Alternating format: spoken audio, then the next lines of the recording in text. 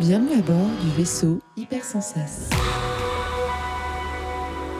Bonjour et bienvenue dans le Défaussé, votre émission hebdomadaire sur les jeux de société. Moi c'est Alex et je suis, comme à mon habitude, en la compagnie de Zéphi Zéfou, alias Zéphi. Non, je repense à Zéfou et à ma course. Je sais, mais c'est pour ça que j'ai... Oui. Bonjour Alex, comment vas-tu? Ça va, et je suis assez excitée parce qu'on va commencer Oui. aujourd'hui, même si... On finira ça dans longtemps. Ouais, grave. Trop bien. Et pourquoi? Eh bien parce que nous sommes toujours avec Cécilia du Lapin Blanc. Bonjour. Oui, bonjour. Si vous ne savez pas qui c'est que vous n'avez pas écouté notre épisode sur Songe, donc arrêtez tout, allez écouter ça et revenez, puisqu'on ne sait pas du tout quand sera diffusée cette émission. Et de quoi tu viens nous parler aujourd'hui? Aujourd'hui, je viens vous parler du tableau des maquisards.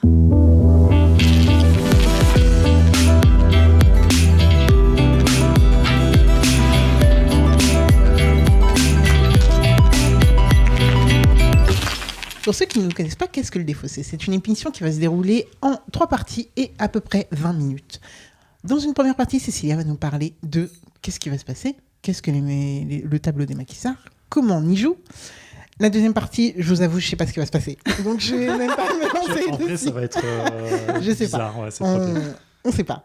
Et on va revenir un jour vous parler, de vous débriefer et vous parler des tableaux des maquisards, qu'est-ce qu'on en a pensé, qu'est-ce que quoi. Et donc voilà. Mhm. Mais en attendant, on va rester sur cette première partie qui est la partie la plus sûre de ce podcast.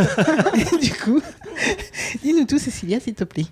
Et oui, parce que le tableau des maquisards, c'est un escape game qu'on joue en ligne, mais sur 15 jours. Voilà.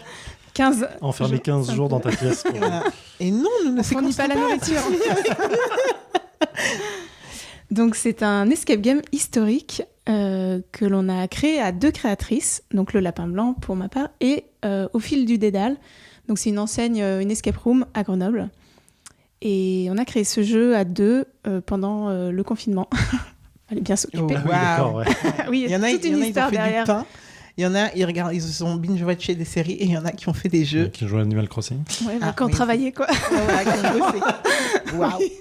Bon, on l'a D'accord. sorti à la fin du confinement raté, mais Ah oui, tu c'est m'étonnes. pas grave. Pour faire la fiche du jeu, du coup, c'est le jeu le plus dur que j'ai dans ma gamme et je le note 5 sur 5 en difficulté. Ça dure donc sur 15 jours. Chaque jour, c'est 20 à 40 minutes d'énigmes. On D'accord. peut y jouer de 1 à 5 personnes à peu près. D'accord. À partir de 12-14 ans, plutôt 14 ans, surtout que ça aborde des sujets qui peuvent être difficiles, D'accord. la Seconde Ah. Guerre mondiale. Oui, maquisard, oui, forcément. Ouais. Donc voilà, c'est mieux à partir de 14 ans. J'ai tout dit. C'est illustré peut-être ou c'est des photos Non, ou c'est pas illustré. C'est avec des documents authentiques de la Seconde Guerre mondiale. authentique. Tellement cool. Oui. Oh waouh. Ok, Voilà. là ça pose direct un truc là. Ok, très Donc bien. l'histoire, c'est celle de Lilia Berfini qui, en rangeant son grenier, tombe sur des documents de la Seconde Guerre qui sont des documents de son ancêtre qui était résistant pendant la Deuxième Guerre. Et elle découvre que son ancêtre, avec ses collègues résistants, avait trouvé un tableau d'un grand peintre. Et comme ils ne voulaient pas qu'il tombe dans les mains ennemies, ils l'ont caché. Mais ils n'étaient pas sûrs de rester en vie jusqu'à la fin de la guerre, donc ils ont mis en place un système d'indices pour retrouver la cachette du tableau. Et elle fait une petite recherche sur Internet, elle se rend compte que le tableau est toujours porté disparu, a priori. Donc elle a envie de retrouver le tableau, mais elle n'y arrive pas toute seule. Donc elle vous demande un petit coup de main. Ah, attends. Quelle est la part de vrai et la part du jeu là-dedans en fait? Non, mais sérieusement, parce que les documents, tu Il dis y que a c'est des vrais beaucoup documents. de choses vraies. On a Ouais. même utilisé des codes qui étaient vraiment utilisés pendant la Deuxième Guerre. D'accord. Mais tous les documents, tout ça, sont des vrais documents La aussi? plupart des documents sont vrais. Évidemment, on a rajouté des choses Oui, bien dessus. sûr, bien sûr. Tout à la fin du jeu, on vous détaille tout. Ah ok, Pour alors, dire on va qu'est-ce pas qui est dire vrai, que qu'est-ce c'est qui bon, l'est c'est bon. pas. Ok, dis rien alors. Mais en tout cas, c'est vrai qu'on s'y perd. Même nous, en tant que créatrice, à la fin du jeu, On on sait y plus. croyait Mmh. vraiment. Quoi. Ouais, non, mais On parce que là, était tu m'as sûr vendu qu'on allait du le rêve, trouver, hein. le tableau. Quoi. Ah parce que toujours on sait pas. Ah non, Mais non, Mais on je a vais rien quand dit, même on a pas rien dit. spoiler la fin du jeu. Ah c'est Trop fou, mais du coup ça donne envie de binger ça. Mais Ouais, on va pas de faire ouf. ça, on va Et faire du coup, en l'expérience. fait, le jeu se fait par mail et par en fait, c'est Lilia qui va vous envoyer des mails, Oui. un mail par jour pendant 15 jours D'accord. pour vous transmettre les documents qu'elle trouve.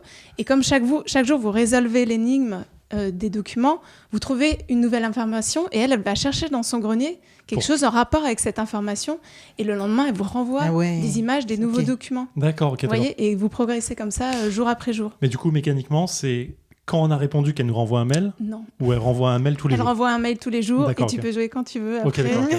Non, mais ça aurait, Tu gardes les mails et ça aurait ça été marche. marrant de dire Oui, ça aurait truc que été tu aurais pu. marrant, ouais. Ok.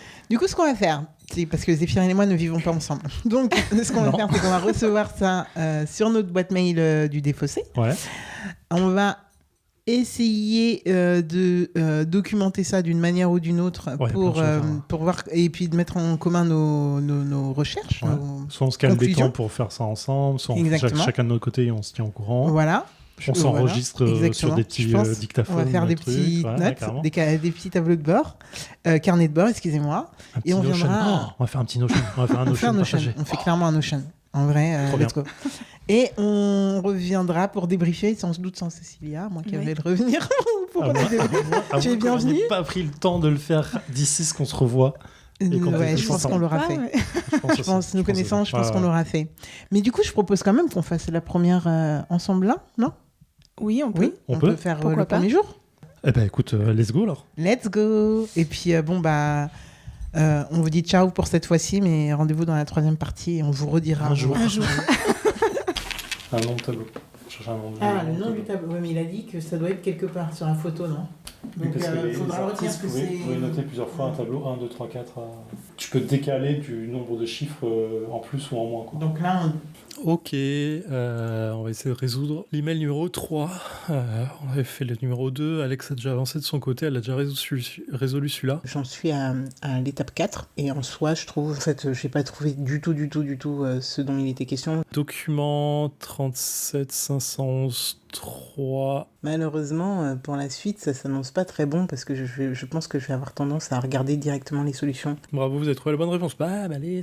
Et nous voilà de retour dans le Défaussé après exactement 2 mois à peu près par rapport à cette première partie. Je ne sais pas si vous avez eu des extraits, je ne sais pas ce qui s'est passé, mais en tout cas, vous allez avoir droit à notre débrief. Oui. Et je vais commencer malgré le fait que j'ai déjà la parole. Eh bien, par rapport à ce que j'ai dit et l'enthousiasme que j'avais pendant la première partie, il s'avère qu'en fait, je suis pas quelqu'un d'assez assidu. Je suis le genre de personne qui n'est pas allée à la fac parce que je savais que s'il y avait personne qui allait me pousser, je n'aurais jamais mon diplôme. Donc je suis allée en IUT où on fait des petits groupes. On est en classe de 60, des demi-groupes de 30 et ensuite des TP à 15. Voilà. Comme ça, on a quelqu'un derrière nous. Voilà. C'est à peu près ça, revenez pas me dire. Oui, dans l'idée.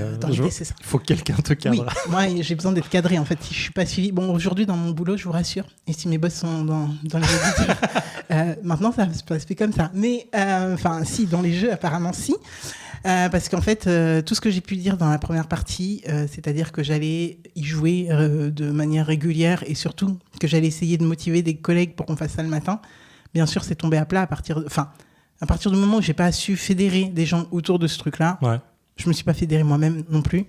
C'est passé complètement à l'as. Ce qui veut dire que j'ai fait les 2-3 premiers jours où j'étais plutôt assidu, plutôt OK. Et après, en fait, quand on me proposait des parties d'Overwatch, tu vois, du coup, j'avais plus cette motivation et je me disais, oui, ce week-end, je rattrape.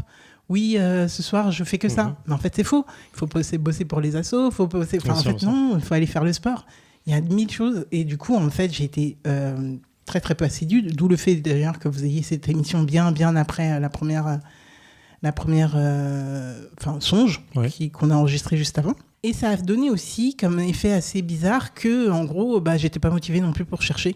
Donc, dès que je me suis désolidarisée du truc, j'ai été plus motivée pour vraiment m'intéresser à fond aux énigmes, à les bosser à fond et à les pousser.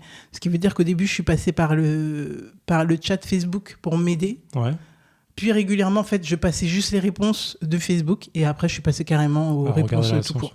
Okay. Et voilà. Et quand je voyais les réponses, je me disais, écoutez, ça a l'air sympa en vrai, mais il y a beaucoup de choses qui se répètent de mon point de vue, comme type d'énigmes.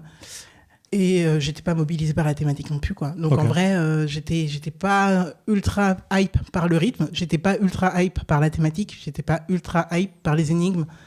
Ce qui donne que pour moi, c'est un loupé complet. Je suis passée complètement à côté. D'accord. Donc, je suis ravie que tu nous donnes ton avis là maintenant tout de suite. Ok, alors, globalement, mon avis est mitigé, mais plutôt positif. Comme toi, j'ai pas été assidu du tout. Je me suis dit, en fait, quand vous écoutez la première partie, vous êtes rendez à fond, vas-y, on crée un Notion, on se le partage, machin. Je crois que moi, 2 ou 3 jours après, je t'avais dit, ah putain, attends, faut que je fasse la suite. Toi, tu me dis, bah, moi, je suis à jour et tout. Genre, ok, merde, faut que je m'y mette. Donc, en fait, je crois que j'étais assidu, genre, les 4 ou 5 premiers jours. Où j'ai vraiment fait le temps des énigmes, j'ai cherché au maximum et tout, machin. Et les énigmes étaient assez simple, je mets des guillemets là-dessus. C'est toujours dur de dire qu'une énigme est simple parce que peut-être que tu as la facilité sur l'énigme en tant que telle ou tu as déjà vu la mécanique, donc ça marche. Et après, effectivement, comme toi, j'ai complètement lâché. Alors, en fait, j'ai lâché pour plusieurs points. Effectivement, la vie, ainsi de suite. Je voyais l'image, je me disais, ok, je m'occupe ce soir. J'avais un empêchement, j'étais fatigué, je rentrais tard du taf, tout ce que tu veux, qui fait que je le faisais pas. Et en me disant, ok, je rattrape le week-end, et je l'ai pas fait, et ainsi de suite. Et au fur et à mesure, j'ai vu les emails se cumuler jusqu'au 15e, 16e pour le final. Et je me suis dit, ok, il faut vraiment qu'on le fasse. Et on s'est motivé petit à petit en disant qu'il faut le faire, on l'a fait. Bon, il y a des enregistrements qui se sont décalés, ainsi de suite. Et là, effectivement, on prend le temps Et du coup, pour prendre le temps de faire ça, je me suis dit, ok, bah, je me prends une après-midi pour faire le reste des énigmes. Et donc, j'ai avancé jusqu'à la 10e, je crois. La 9e, ouais, 10e. Où à la 10e, j'ai commencé vraiment à me dire, wow, ça commence à être hardcore parce que tu dois aller chercher dans les emails d'avant, les documents précédents. Et en fait, là, le truc qui m'a un peu arrêté, c'est que il aurait fallu des documents papier parce que parfois, tu dois faire des pliages, parfois, tu dois vraiment chercher dans des trucs. Et vraiment, la manipulation des documents numériques, pour moi, elle est très difficile. Et du coup, j'avais un peu cette problématique de j'aimerais bien avoir le document papier là, j'essaie de le reproduire un petit peu, impossible, j'essaie d'aller chercher, d'avoir plein de fenêtres, et en fait je me perdais dans mes fenêtres ouvertes sur le truc. Donc je suis assez curieux du retour des personnes qui auraient pu faire ces énigmes là, de savoir comment ils ont géré ce truc là, parce que moi j'ai rien imprimé pour le coup, j'ai pas d'imprimante chez moi. J'aurais pu le faire au boulot, mais j'avoue qu'il y a beaucoup de documents, il y a des trucs, il y avait je sais plus combien de pages, je m'en étais pas à l'aise de tout faire. Et après, effectivement, dans les mécaniques d'énigmes, il y a des trucs qui se répétaient et qui étaient parfois pas dans ma logique à moi je comprends pas ce que je suis en train de chercher. En fait. J'ai vraiment des trucs je vois le code, je vois ce que je dois trouver dedans, enfin, que le code va servir à quelque chose, je vois à peu près où tu veux me mener, je comprends pas ce que je dois chercher. Et il y a des trucs qui sont pas intuitifs pour moi. Et il y a un double aspect là-dedans en vrai, c'est ça le truc de vrai crypto, en fait. C'est que alors attention, toute propension gardée, je ne sais pas à quel point les documents qui ont été fournis sont vraiment des trucs qui ont été utilisés pour des codes de recherche ou si c'est la couche qui a été ajoutée par le jeu. J'imagine qu'il y a un peu un mélange des deux. Mais je me dis qu'effectivement, si tu connais le code, tu sais le déchiffrer. Si tu connais pas le code, le but est de pas que tu puisses le faire. Et donc du coup, c'est là où c'est intéressant on voit que dans un jeu, en fait, le jeu doit quand même te guider pour que tu y arrives, parce que sinon tu te sens bête en fait. Et sinon, tu décroches un peu. À moins que tu sois un tryharder et là, tu cherches la chouette d'or. Et je sais pas où est la limite là-dedans. En fait, je l'ai pas trouvé. Je n'ai pas la réponse. C'est un peu une question que je pose un peu comme ça. Mais effectivement, la 10e énigme, j'ai vraiment galéré. Je suis allé voir j'ai pas Facebook. Enfin, je regarde plus vous Facebook. Donc, je suis pas allé voir le bot. Je suis allé voir la solution. Et je me suis dit, ah putain, en fait, c'est pas dur. En fait, toutes les solutions sont pas difficiles. Tu te dis, en fait, il n'y a rien de compliqué. C'est juste un peu de logique, un tout petit peu de recherche supplémentaire. C'est vraiment la petite pichenette de recherche que tu n'as pas voulu faire, ou le test supplémentaire que tu n'as pas voulu faire. Et je m'en voulais un peu. Et en fait, après, j'ai un peu décroché aussi. Je suis allé voir les solutions. Et je m'en veux parce que je déteste faire ça. En fait, je me sens vraiment bête quand je le fais. Parce que tu vois les solutions, tu te dis, oui, en fait, c'était pas si dur que ça, en fait. Et donc voilà, mes excuses pour le coup, parce que je me sens un peu bête là-dessus. Mais voilà. Mais dans le global, moi, j'ai adoré la thématique. L'idée de fouiller dans des vieux documents, d'avoir vraiment, l'écriture un peu à l'ancienne, les trucs, tu as du mal à déchiffrer, de savoir, attends, c'est un E, c'est un A, qu'est-ce qui est vraiment marqué. J'adore ce genre de trucs. Ouais.